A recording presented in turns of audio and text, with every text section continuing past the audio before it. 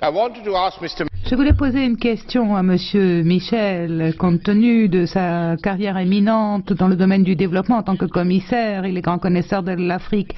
Ne pourrait-il pas faire en sorte que les parlements africains, surtout les les commissions parlementaires compétentes pour le contrôle des dépenses,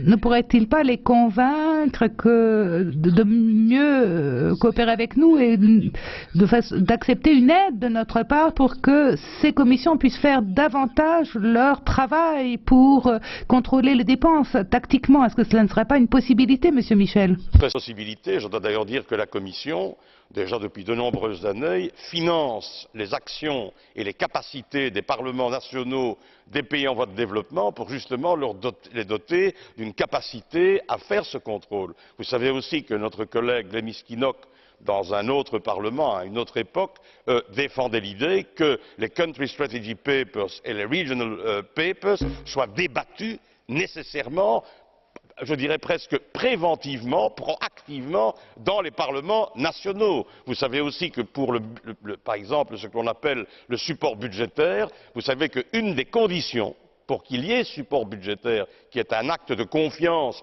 dans les institutions d'un pays en voie de développement, il faut nécessairement que le budget de l'État et que donc l'utilisation des financements de développement soit débattue au Parlement national. Donc je pense que, en tout cas pour ce qui concerne la Commission, toute une série de conditions et toute une série de méthodes sont déjà en œuvre de ce point de vue-là.